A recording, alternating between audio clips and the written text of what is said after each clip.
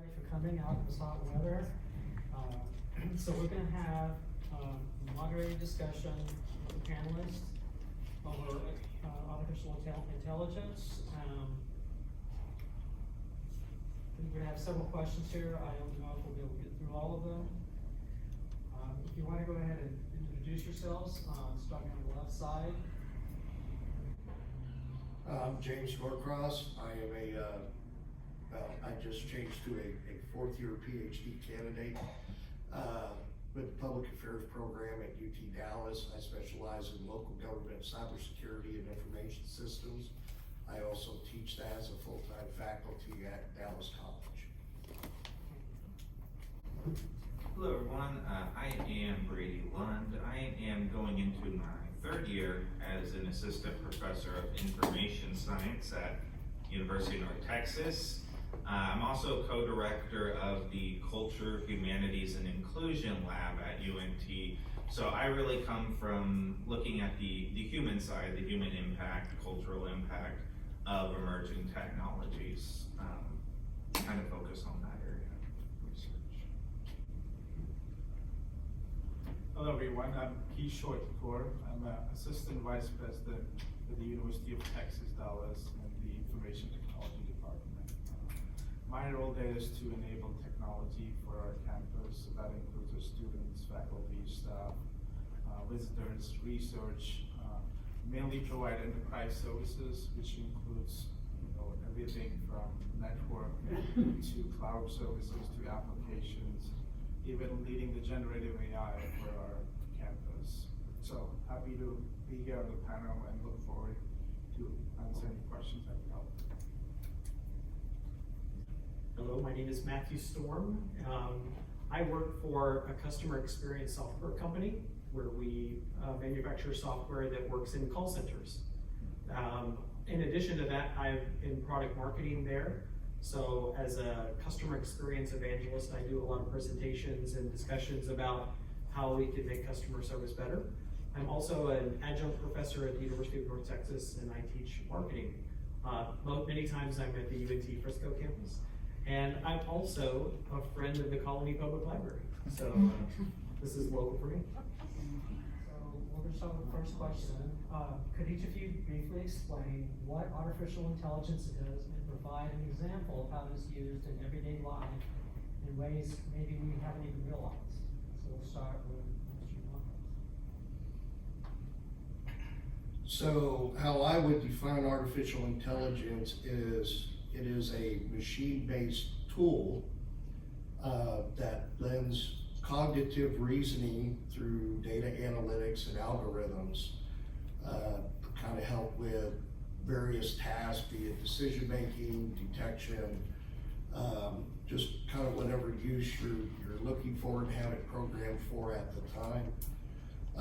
I want to kind of think of some of the things that we see every day or might not think about that are AI based, and of course the first thing that came into mind is staring at my face on my kitchen counter at home is Alexa, because she's always listening and always collecting data and always analyzing and reporting it.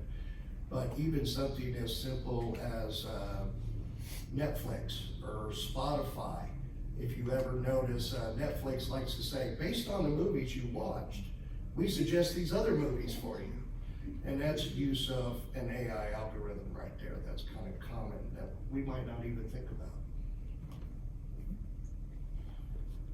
I think one of the interesting things about AI right now is that there isn't really one set universal way of defining it, and so it gets defined in a lot of different ways, and depending on who's talking about it, they may define it in a different way. So I simply just define it as a machine that can perform tasks that traditionally would only be able to be performed by someone with human intelligence. I think it's very ubiquitous in society already, and a lot of people don't realize that, and it creates a lot of the fear and confusion when you hear things about ChatGPT emerging all of a sudden, if you don't think about all the potential uses and existing uses of the technology right now. So machine learning models, their uses are ubiquitous in society. I think the example when I was talking to a library audience before was flying in an airplane and all the uses of different models to determine what are the ideal weather conditions, what are the forecasted weather conditions, what's the appropriate altitude to fly at, what's the ideal flight path, what speed do we need to go at, what should be the angle of the nose of the plane to fly appropriately at this speed. You know, nowadays pilots hardly even do much anything when flying. So much of the processes involved in flying in an airplane are automated. We don't think about that even when we get on an airplane, but these models are all around us. They have already existed, and you know, ChatGPT has brought it to the forefront, brought it to our attention, but these are already all around us, and we can just see them if we look into it a little bit. So I had to add, in addition to that, I would say AI is just a newer technology. It's helpful to automate tasks where you would require human intelligence, right? And some of the most commonly used are, if you check email every day, right? What goes into your spam folder versus priority folder is an AI in the background. Sensors on the Tesla car, right? As you're driving on using autonomous technology, there's AI behind that. When you use your cell phone or use social media, when it recognizes certain pictures and asks you to tag certain people, there's AI running behind it, right? When you have a package delivered on your door, your Ring notifies you, there's AI running behind that, right? So these are some of the common applications we're seeing right now, which is leveraging AI. More and more, there's new version of generative AI, so writing social media posts or rewriting content for you, even writing books on certain topics, right? So the generative AI is making it so easier for you to do, right?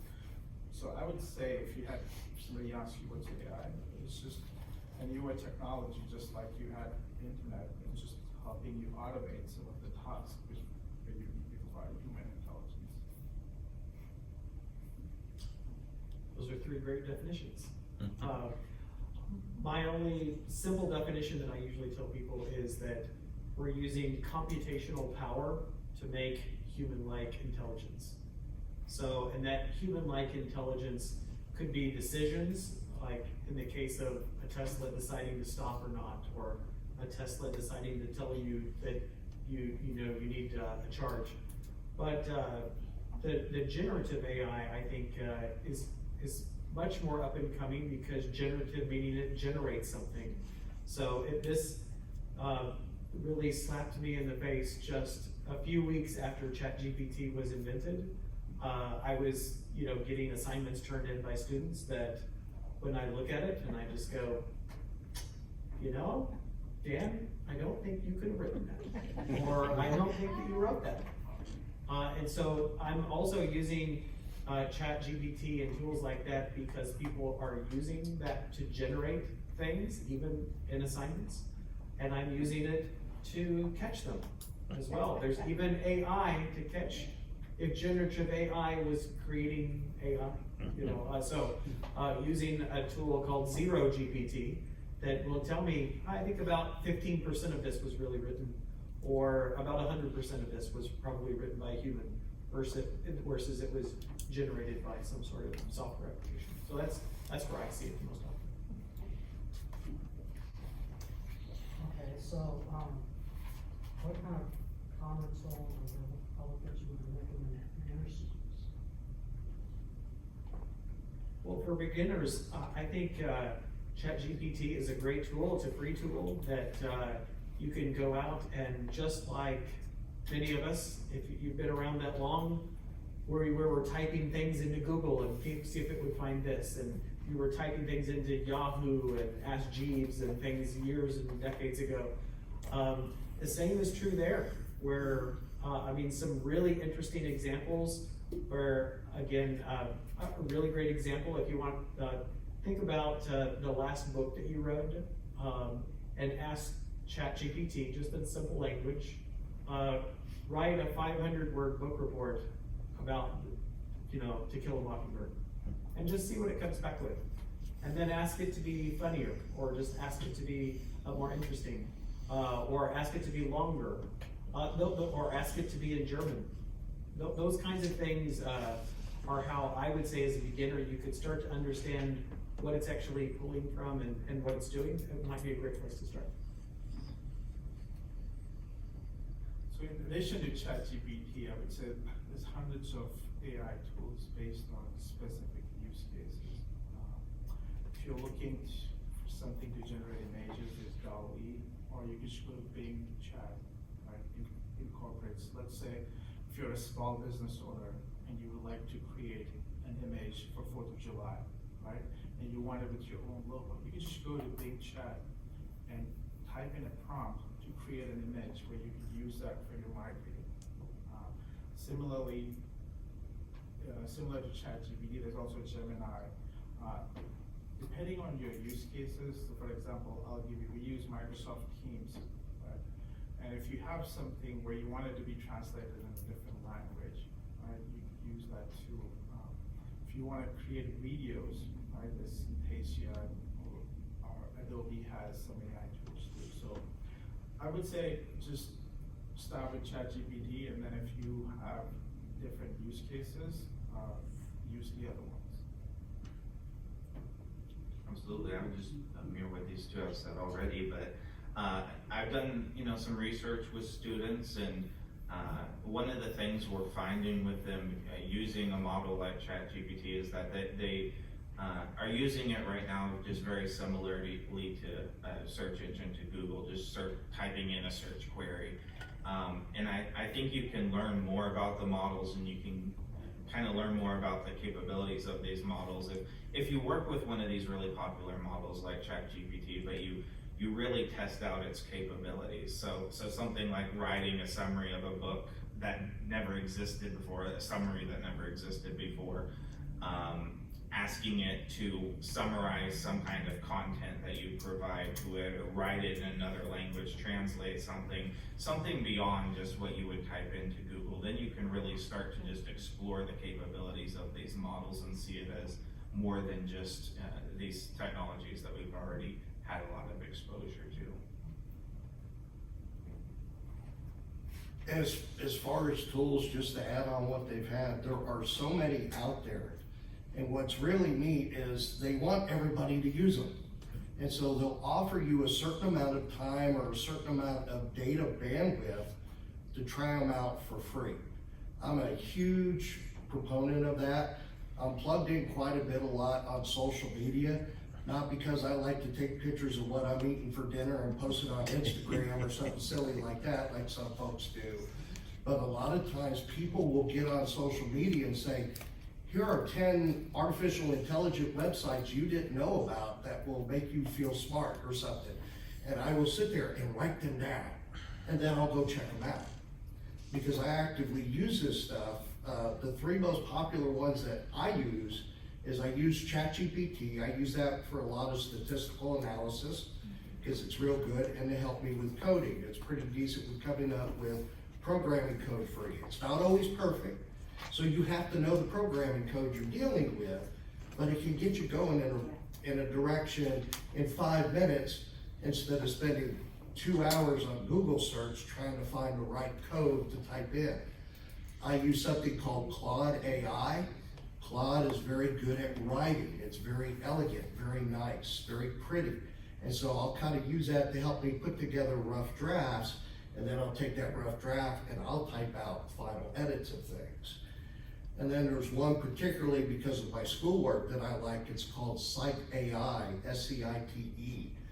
I can actually take chunks of things like, I know certain things about, let's say I'm writing about cybersecurity, and I write a paragraph about it, and I'm like, okay, I want to support this with research sources.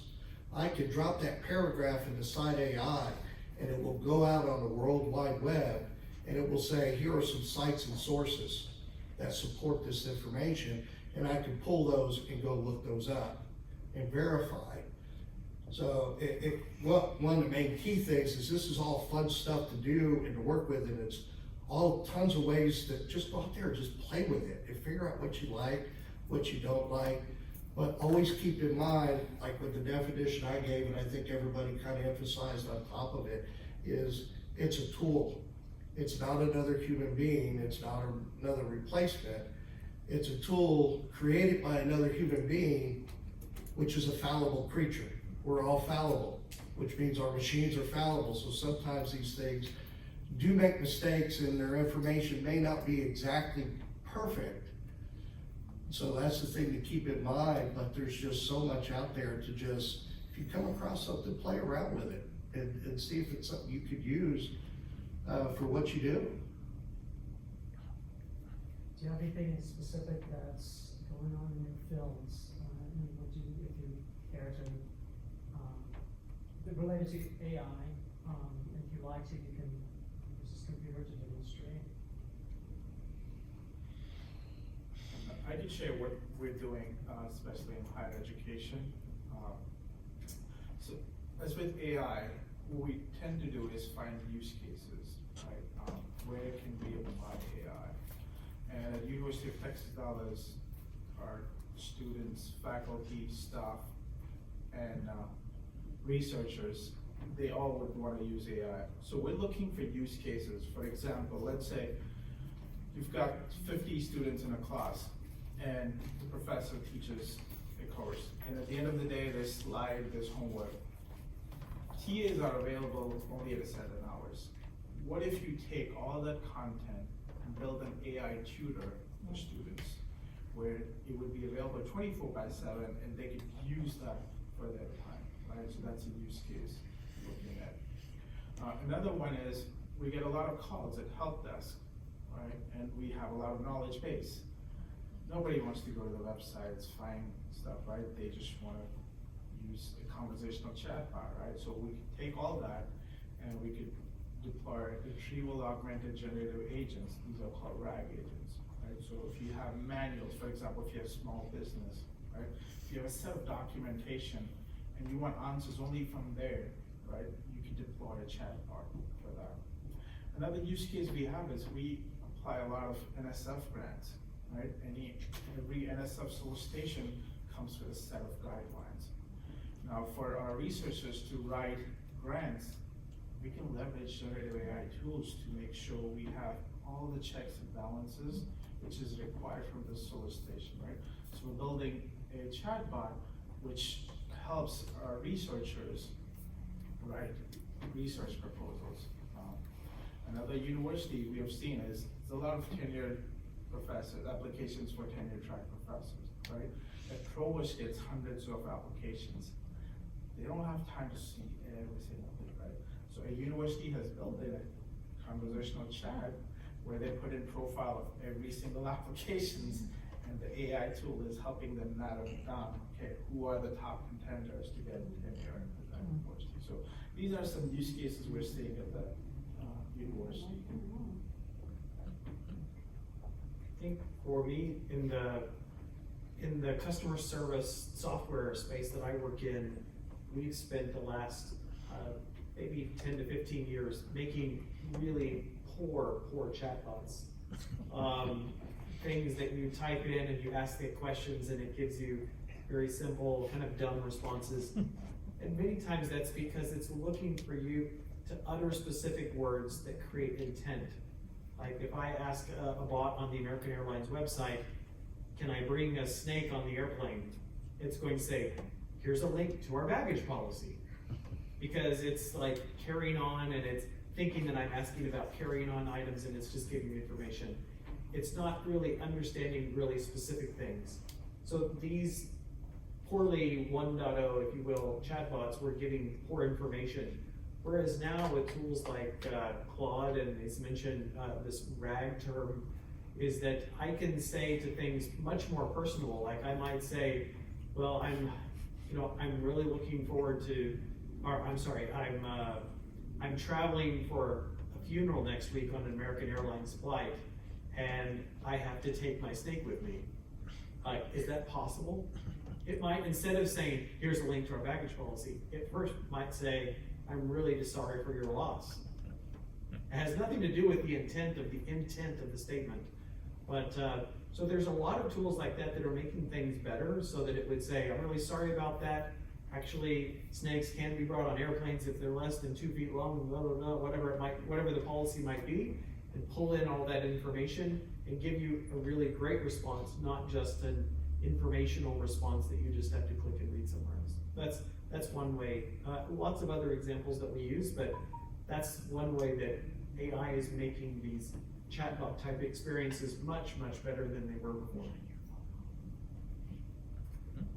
So one of the things we're exploring right now in the kind of the culture and humanities area is really focused on character recognition and translation abilities. And so we have a lot of people who maybe have historical documents passed through their family, handwritten, maybe poorly handwritten, and written in a different language that you don't understand. And we're seeing some pretty impressive capabilities of the ability to recognize those handwritten figures, translate them to typed text, and then translate those also into English, so that you can have a digital record of these historical family records, have it in the English language, have it available to you.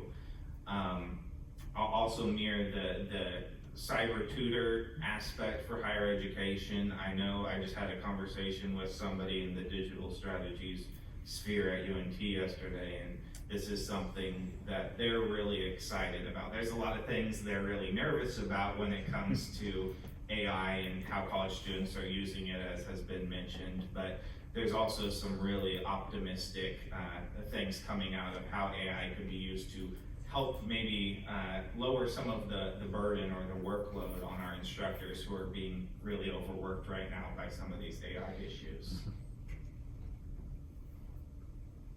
We kind of touched on this, but what are the benefits and opportunities of AI present to society? How might it improve various sectors of society, such as healthcare, education, government, or transportation, for instance? So I was thinking about this earlier today with that question, and noticed one of the things I used to do way back when I first started working in government was I used to do law enforcement. And they found out I was pretty decent with numbers, as much as I hate math. I don't know why they thought I was good with numbers. But I would do a lot of the criminal intelligence analytics. So I would look at crime trends and then try to figure out how we redeploy people. Well, that job just got 100 times easier, because artificial intelligence can now recognize those patterns and recognize where the activity's occurring, what type of activity is it, what type of resources does it usually take up, and can actually help public safety reallocate personnel and equipment and other resources to augment that to be more effective. They're using it for traffic management. In fact, it's a huge part with the Smart Cities initiative. Everybody now is kind of slowly moving, trying to make their municipality more, I guess you could say, computer intelligent, like an AI city in and of itself, that's collecting constantly continuing data everywhere from traffic movements, traffic accidents, when you have backups during rush hour, certain times of the year, what stores selling what type of products, are selling more of something or not, so that you can help with maybe some of the advertising or some of the way to draw more people to your city to participate in those things that will help generate revenue for the city, which then, of course, you as its citizens, allows the city to generate more services for you, because services take money. And AI even helps with those services and making them more efficient on how to allocate them.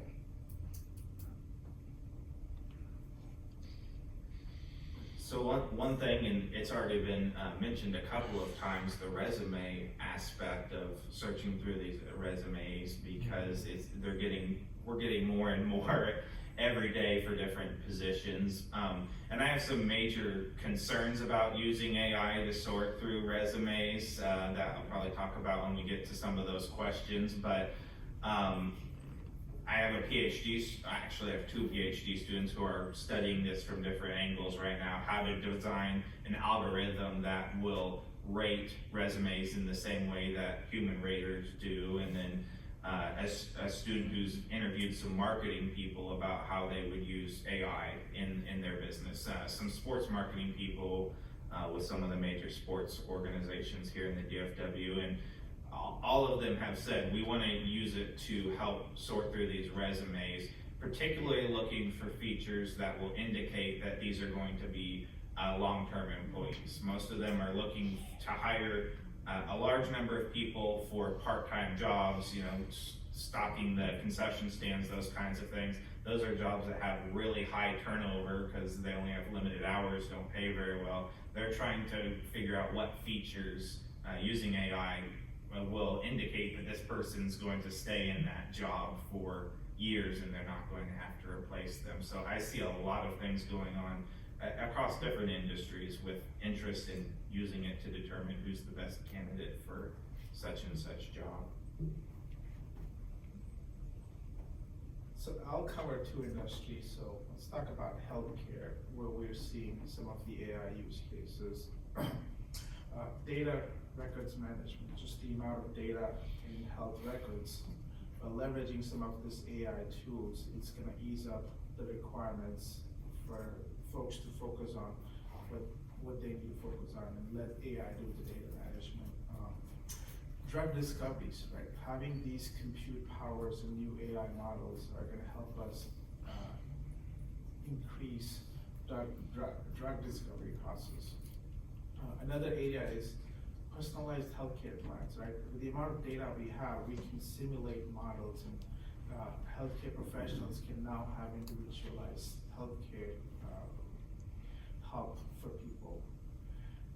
Another area is the e-commerce world, right? So if you look at the Amazons, right, they need to be prepared for what's coming up next, right?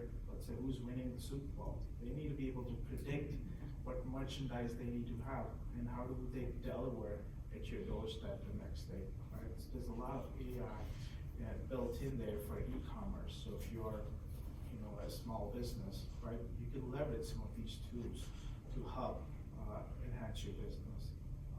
I'll let you discuss the other one. Sure. Yeah, I would just add on the e-commerce side, researchers will say that the recommendations that we get in e-commerce are on a scale of that's completely irrelevant, why would you offer that to me? And then the other end of the scale is creepy.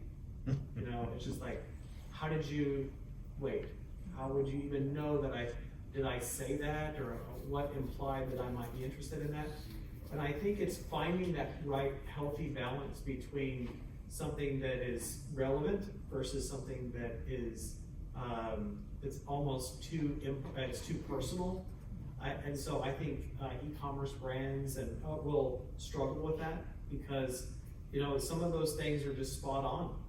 It's, I think, a really great example. My father wasn't on Facebook for years and years and years, and he would occasionally get on my mother's phone and look at her Facebook, and he would just say, "Oh, this is dumb. I mean, Facebook is horrible. What is all this stuff?" And I was like, "Well, Dad, if it were your Facebook, you wouldn't be saying that because the hobbies and the things that you were interested in would be in that feed. They wouldn't be things that my mom was interested in." And he actually did. He got on Facebook years later, and then he was like, "Well, this is really interesting. Wow, it's giving me information about farming and about agriculture and about this." I'm like, "Well, yeah, it's because you're a farmer, Dad." So there's, I think that will make things relevant for people, and it's amazing the computational power that goes behind making those decisions. It's just not, oh, people that are 50 years old will like these stocks. There's actually a lot of decisions that are being made, a lot like we would as a human. When we walk into a store, they're making those decisions and presenting offers. So that's an e-commerce example. Now on to energy consumption and AI. How does AI impact energy consumption and the environment? What steps can be taken to minimize any environmental footprints? Well, I'll start here by saying that I don't know. I know that it is an issue, I've read about it, but I don't know the basis for it. I'll take that one. So, if you look at AI, what's behind it is these are massive supercomputers. They take a lot of compute, they take a lot of electricity, they will take a lot of heating and cooling. The cloud providers like Meta, AWS, Microsoft, these people have massive data centers, and they make sure that they have optimized how to leverage power, redundancy, cooling, HVAC. So what we can do as citizens is, let's say if I'm a small business owner and I'm developing an AI app for myself, right? Rather than using the best model, which is like a ChatGPT, which is built on, let's say, 100 billion characters, that's an overkill for that application. If you use a model which is good enough for your use case, you're not running those compute cycles up there, right? So everybody, what we could do is make sure we're not running these large language models for the use cases which are not needed, right?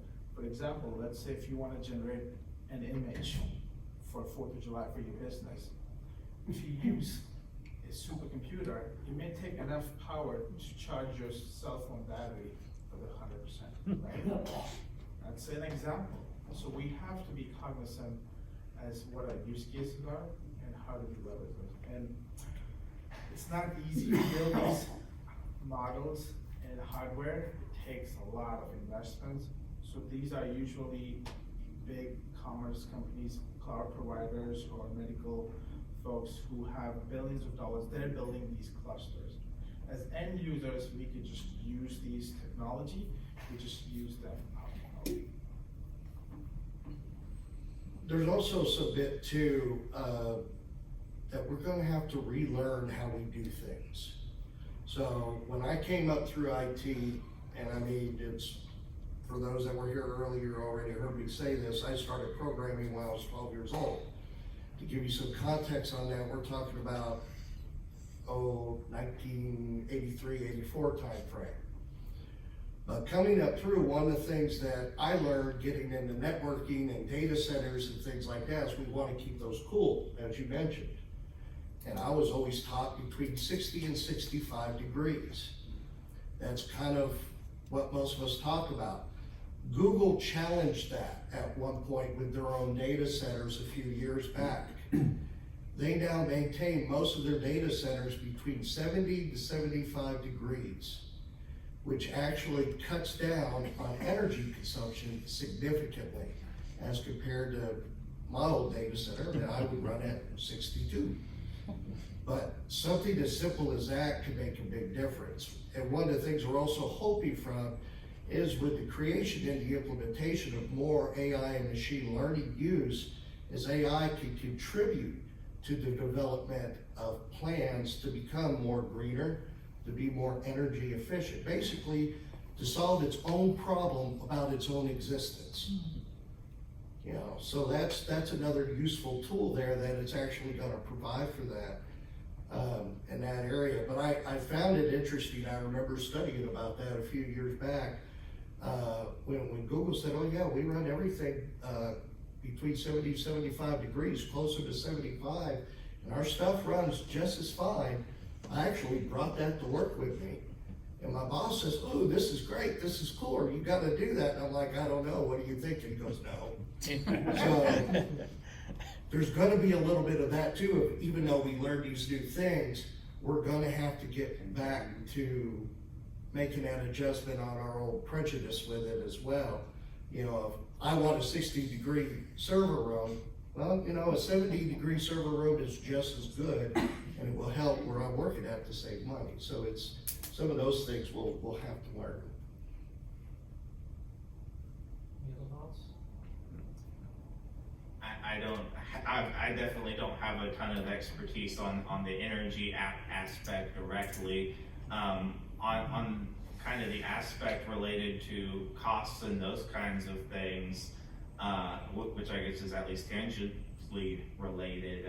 We've been applying for some grants recently to get some of that kind of hardware that you would need in order to develop our own models at the university. And this hardware is extremely expensive, extremely hard to get our hands on, and requires a lot of running through hoops to try to set up how we're going to maintain it and those kinds of things. And so maybe not directly related to energy, but as far as the aspect of some of these large companies having procedures in place to handle this, and the average Joe who might want to be competitive in this area not having the same opportunity, I think that probably is going to be the case, because it's just hard to acquire everything you need in order to effectively manage this technology. Okay, you talked a minute ago about screening of resumes, so that kind of brings us to the next question about ethical concerns regarding the use of AI, regarding privacy, decision-making, and employment.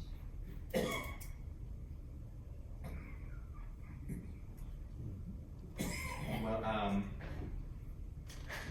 there's a lot of issues with privacy, with bias. I think we have maybe a different question about bias, but I'll mention it a little bit here as well. I think they're as excited as I am for different developments in AI, different things with emerging technologies. I think we should be excited about them and explore them. There are a lot of unanswered questions about the ethics associated with these technologies, the transparency of these algorithms, explainable AI. Can we actually know what's going on behind the scenes with these different algorithms? How do they work? What data are they collecting about us? I think those questions are still unaddressed, and potential biases that are built into a lot of these models. As was already mentioned, these models are only as good as the people who create them and the data that they're trained upon. And a lot of the data we have has biases inherent in it. So a book recommendation, there's somebody in my field, a researcher in my field, Sophia Noble, N-O-B-L-E, who wrote Algorithms of Oppression, talking about racism that's embedded in a lot of these AI algorithms that exist today, and how that could be perpetuated in uses of things like reading through resumes, determining who's the best candidate. Are we determining who's the best candidate based off of their qualifications for the job, or because they have a more Caucasian sounding name? You know, what are these models focusing in on to determine who's going to be a successful candidate or not? So there's a lot of unanswered questions still about that, which cause serious concern. So as much as we're excited about these different developments, I think we still need to have serious debates and discussions about that aspect as well. I'll touch base on the data privacy, right? All these large language models are built on data, and when you're using them, you are a consumer, you are the product. So you need to read the fine print on how the data is being used, right? It's not free. And there's settings you can use to avoid the data being trained on the models, but not all AI tools may honor those, right? Security is a big concern. With these large language models, you can use them to find vulnerabilities in IT systems. So it's also a cyber threat. These models are available for anybody sitting across the world, and they could just use a small script to create cyber attacks on their employees. Compliance is a challenge. If you are in the healthcare industry, you need to make sure the AI tools meet those compliance. If you work for the city or the state, you need to make sure the two AI tools you're using meet the compliance. So for us at the university, we have to follow state requirements. So Texas DIR has TextRank requirements. We can only use approved AI products from the state for a university business, right? So what I would say is following compliance following the data privacy guidelines and security would be major ones. Talking about employment or how it would affect, these tools are used to automate tasks or augment positions, right? So looking at McKinsey's latest report, they expect at least 10% of 18 million jobs will be impacted with AI, right? It's going to be a lot of jobs being created for AI as well, but everybody needs to start learning AI and see how they can augment their jobs with AI or automate some of the things. Well, I'll add maybe some much needed hope, I think, about AI is that as a software company, we're constantly pushing the edge to, have companies be interested in our AI and use it in their companies. But I'll say that a lot of companies that we go to, as much open arms that we get for, yeah, we want to try something new, there's always someone standing there who's responsible for governance and compliance. And it's not just federal and state institutions. I'm talking about probably every bank that you're using today. Whenever people are approaching them, use our AI, they're putting people in place to make sure that the data and how it's used, where the data goes, where it's stored, which people within the organization can use it. They're taking a look at that. There may be not enough clearly legislative governance today, but those companies know that they're governed as well by the SEC and privacy and even things like FERPA for all of us on the stage at the university level. Those are all privacy things that we were held accountable for. And I see a lot of organizations that are doing that due diligence, and that gives me hope.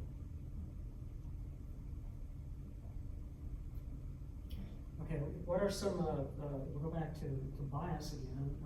What can be done to minimize bias?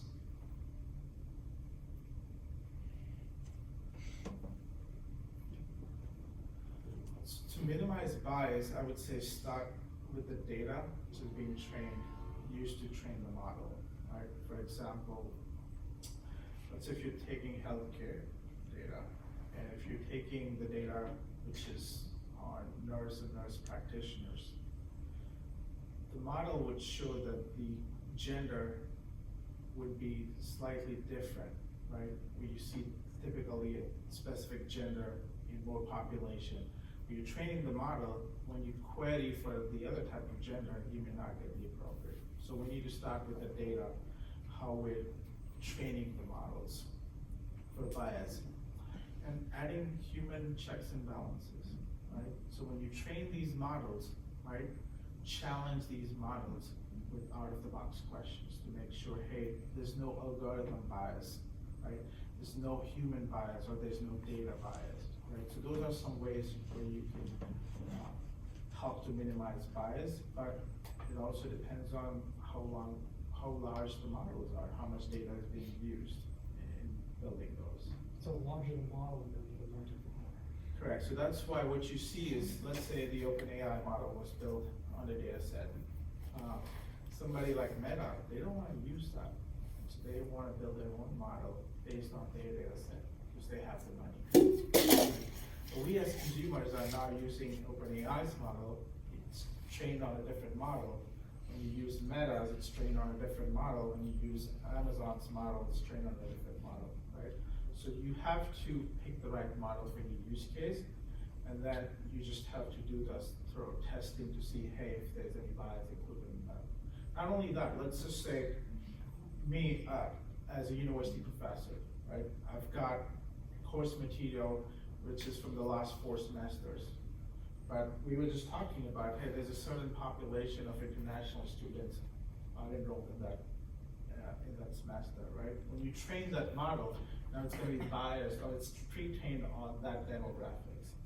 So let's say if you have a next semester where the demographics change, you may have not the same expected answers, right? So you have to fine tune it, you have to make sure you test it, that it's not being biased based on the data we train or based on the model which has been trained by the provider.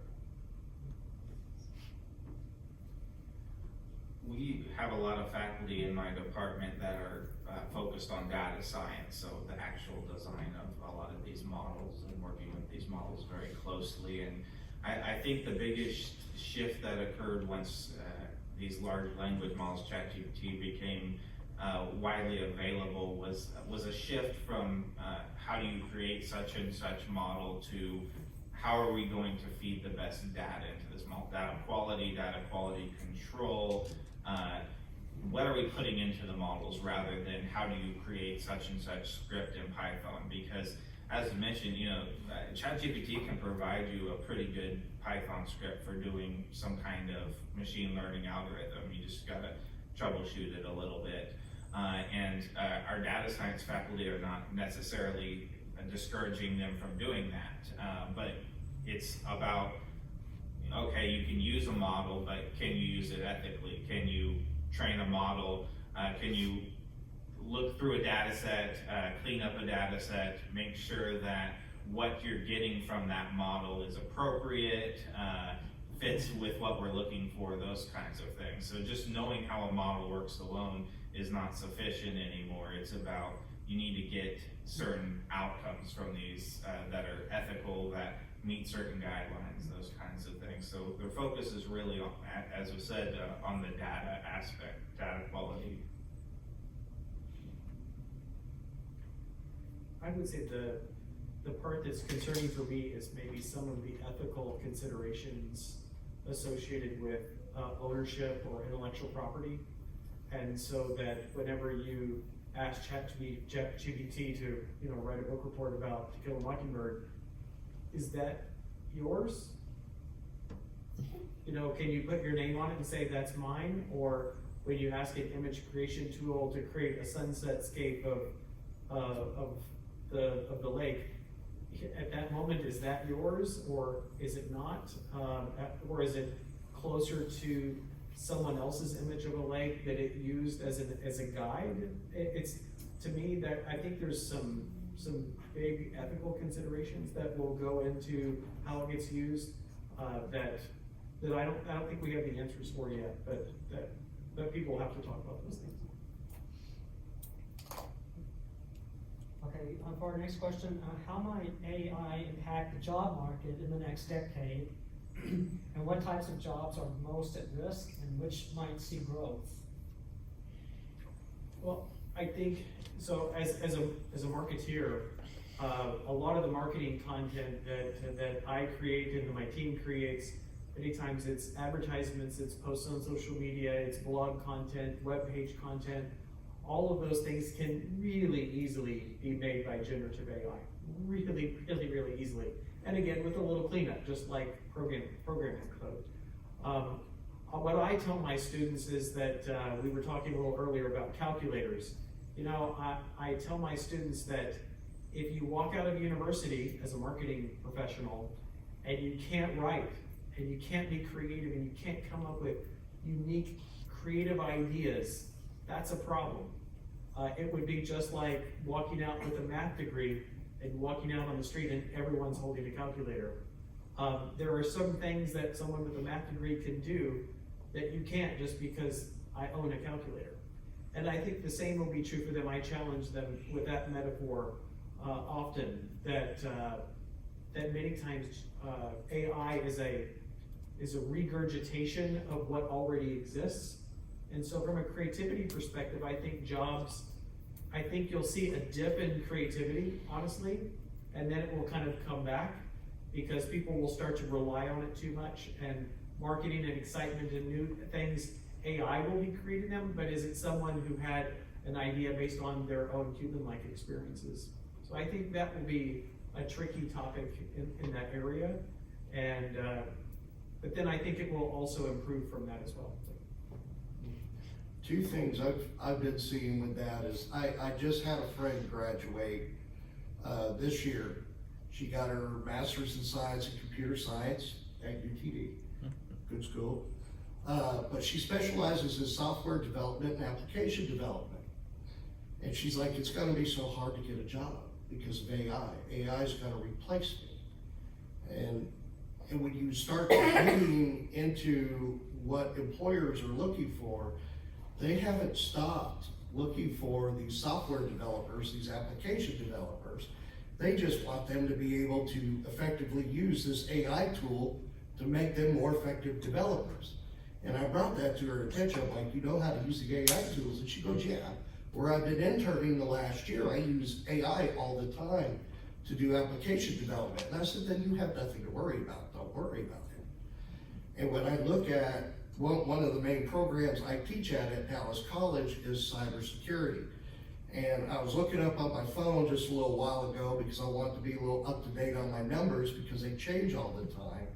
And according to Fordham University, a latest study with them, 750,000 cybersecurity jobs are open in the United States alone. A lot of those jobs are analyst jobs. Well, what does that mean? That's a person who has their little workstation with their little section of the network, and they sit there and they watch for weird stuff. And then when they see it, they go, okay, this is how we handle it. But most of the time, 90 to 95% of the time, they're just watching. Well, wouldn't it be neat if we could configure artificial intelligence to do the watching for us? And then when they do find that weird thing, they could talk to the one human and go, hey, I got something weird over here, check this out. So now here I am, one analyst, and instead of having one sector I can deal with, I can now start reducing that 750,000 number that I can't fill, and I can watch 10 sectors because I got AI watching for the weird stuff and then coming to me for a decision about it on whether to send it to an intervention engineering team for me to say, no, it's a false alarm, or to do something with it. So it's going to be able to positively help us in areas where we lack the qualified people to do the job on these analysis or repetition tasks that we've talked about earlier, that we just can't get the people to fill. So that could kind of help us there. But at the same time, the folks who are worried about their job, yes, is there a risk? Sure. If you want to sit there and stay focused like this and not realize, okay, AI is going to become part of what I do, I better start learning how to integrate it into what I do to be better and to be a better technician into what I do. And fortunately, a lot of folks, at least I'm seeing, are realizing, okay, let's pull this in to augment me so I can make sure I get a job and keep it. But there are going to be some folks, like what we mentioned, who do the repetitive things, who do the basic analysis things. They're going to find themselves phased out. But I think with what a lot of employers are going to see is they're going to need these people to fill other shoes. And I think most of us all know, because we've all heard it no matter what level of work we've ever done, it's easier to retain an employee and just upgrade them or retrain them than it is to get rid of them and hire a fresh brand new body and start from scratch. And so I think we'll see some things where these folks are getting phased out, but the companies will sit there and go, okay, no, we still got a use for you, so let's move you over here where we need you, and we're going to help you get there, because that investment's going to be worth it. What I'll add is, AI is not going to replace jobs. It's going to replace jobs which have tasks which can be automated, right? So if you are in any specific industry, go take a look at individual tasks for your jobs and see what can be automated using AI and what will not be automated today with AI, right? That's how companies are looking at each job profile to see how much of that job can be replaced with AI. And it's not an easy task for every company. You need to have the technical skills to replace that. They also have to see, does it meet the business goals? Does it add value to the business? So those are the two factors which go into how the jobs will be impacted. So in AI, let's say if you have an MRI technician, right? They'll be replaced with an MRI technician who knows how to use AI, right? So if I had to tell somebody who's looking at, hey, how do I enhance my AI skills? I would say, learn prompt engineering, right? It's a 1-hour course. It helps you how do I use AI tools to better my job? There's gonna be a lot of new jobs being created with this AI. Machine learning, AI engineers, data scientists. How do you integrate AI in your specific domain? Let's say you are an automobile engineer, right? How do you use AI to enhance your job, right? If you're a marketer, how do you use AI to enhance your profile, right? So those jobs will be created and replaced with the legacy jobs.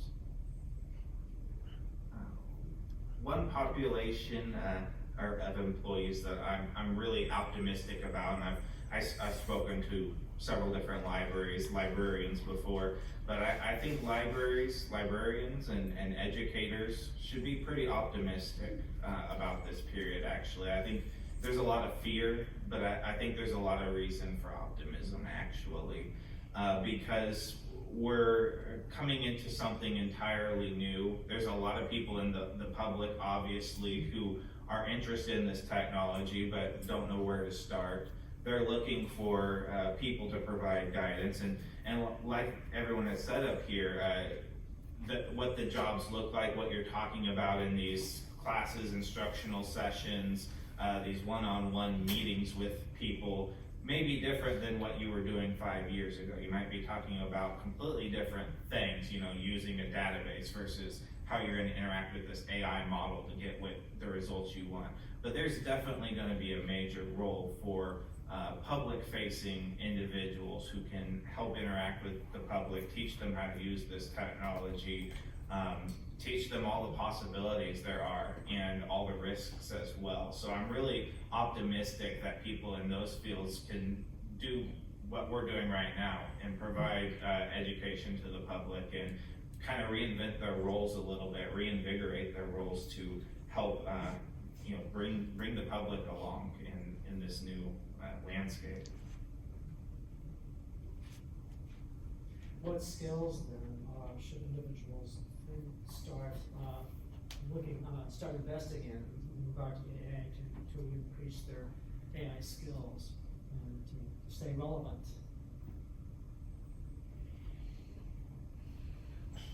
As I mentioned, I would say start learning about prompt engineering.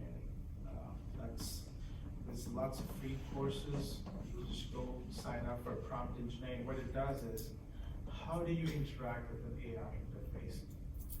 How do you ask AI to do the work specifically you want it to be, right? I would say start with those. Sign up for these free tools like ChatGPT and others. And then just do lots of research. So if you are a small business in a specific industry, just find use cases how others are leveraging AI to enhance their sales, right? Automate back-end work, right? Look in terms of front office and back office. How can you use AI tools for your front office?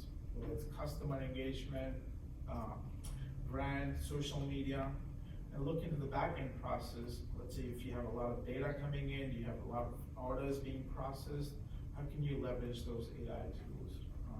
Finding use cases and just coming here, learning more about AI, right? Go to public forums and connect with people to just educate yourselves. AI is just a new technology. Just like you had web, it's just like you have mobile, there's going to be a newer technology where you will be adopting.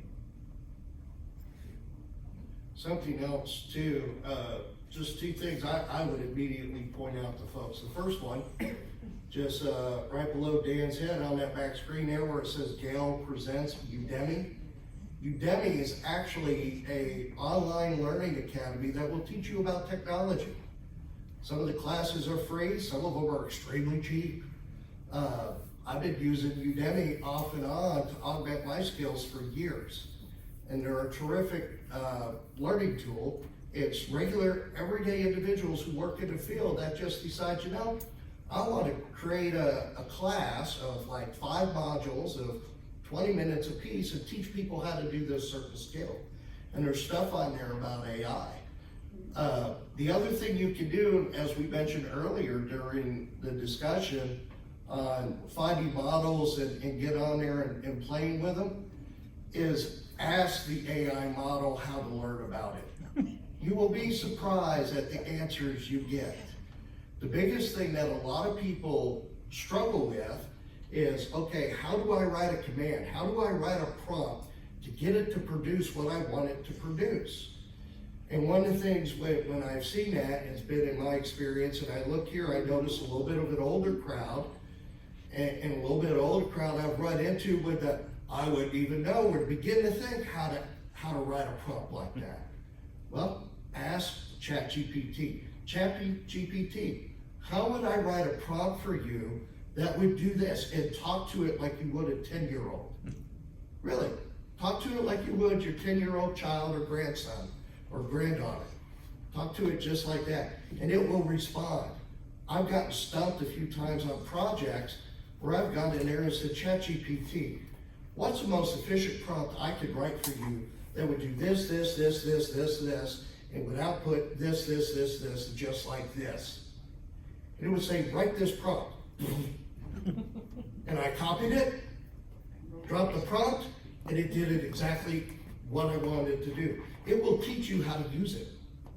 It will teach you how to command it, which is really neat.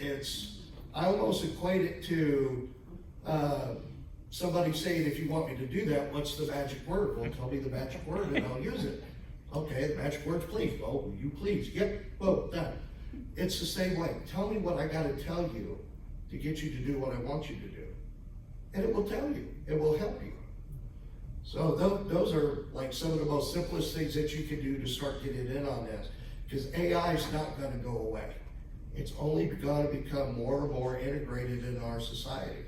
I mean, we're already seeing in some places where I've been to, I've already been into some McDonald's that has automated ordering.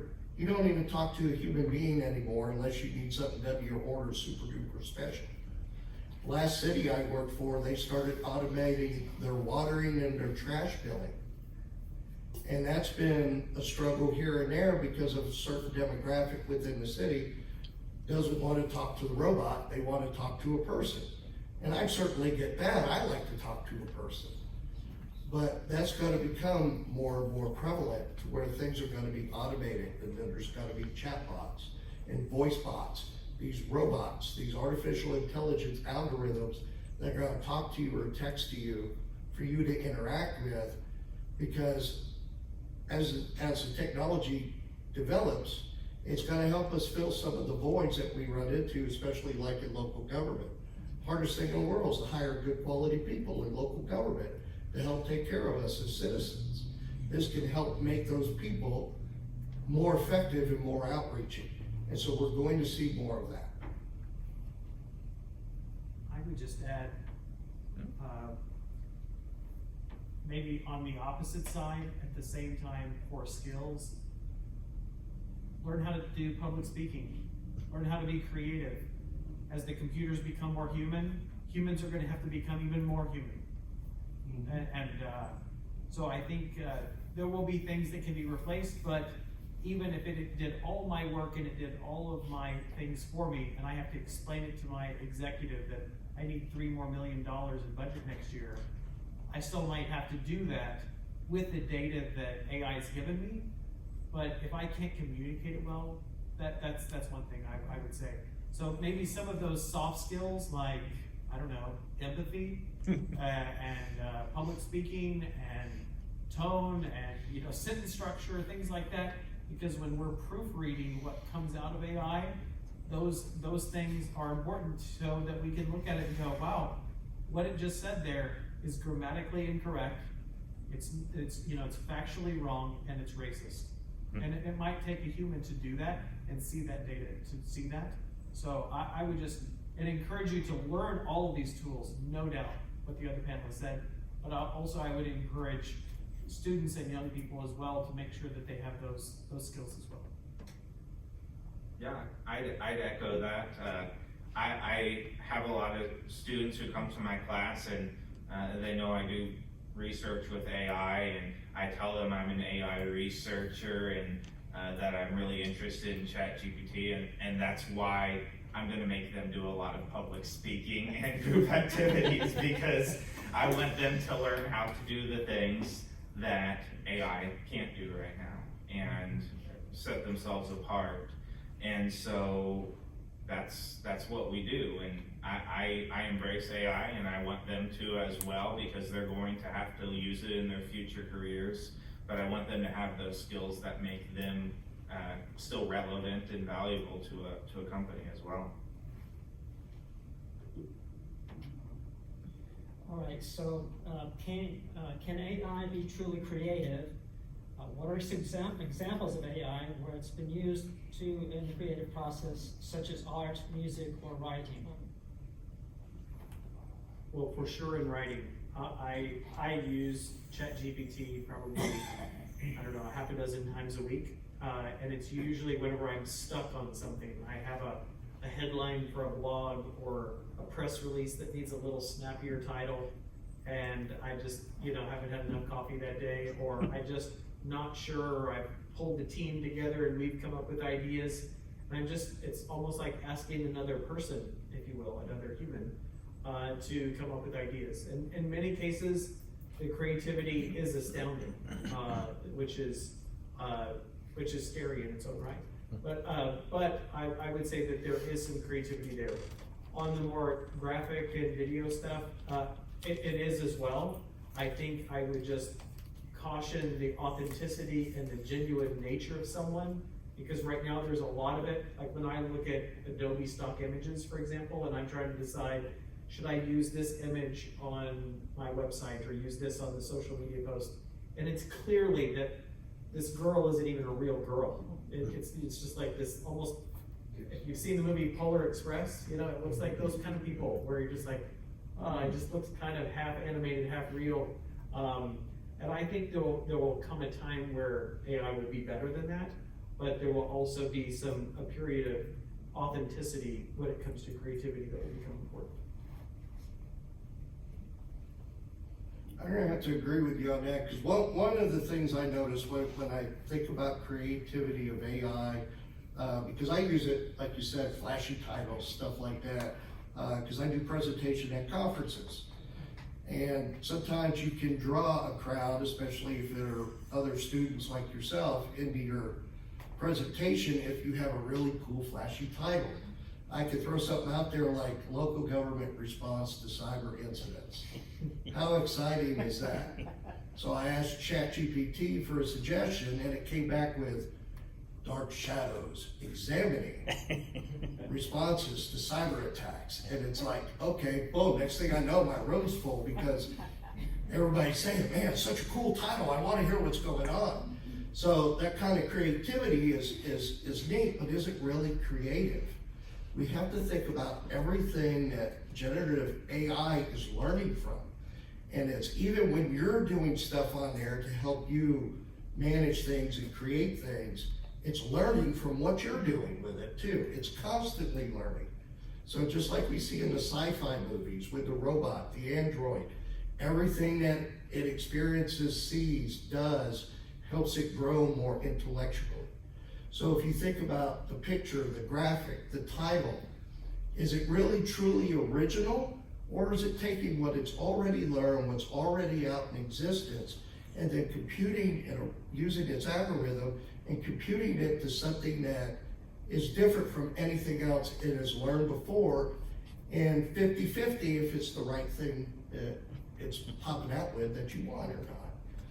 So I as far as original thought, I still think that is a very human element, and that essentially AI is only generating quote unquote original stuff, which is not, it's just a variation of what it already knows that it hasn't seen yet in that combination. So let me give you this because it's something new from its perspective. I've talked to several music and art faculty at UNT. We've been working on grant proposals and things related to arts and humanities and AI, and I think there's a lot of people who are really interested in it, kind of as like a conversational partner to help generate ideas, bounce things off of. a lot of creatives, you know, they come around to whatever idea they eventually want to write a book about, or what they're going to create as far as art or music, through having discussions with people. And you can use AI as a conversational partner to bounce ideas off of, to get ideas from, and then you take them and make it your own. But yeah, the copyright is definitely a major issue. Yeah, there's a lot of hesitation to encourage students in those particular fields to use AI. In data science, yes, we love using the AI tools to help us, you know, create algorithms and things. But you know, as far as those creative fields, it's prompt engineering. You know, what we talked about on some of those prior responses. How can you talk with the AI to get it to help generate ideas that you might find useful, to get you to think in a way maybe you didn't before, to teach you about a different genre of music or art that might enhance your work.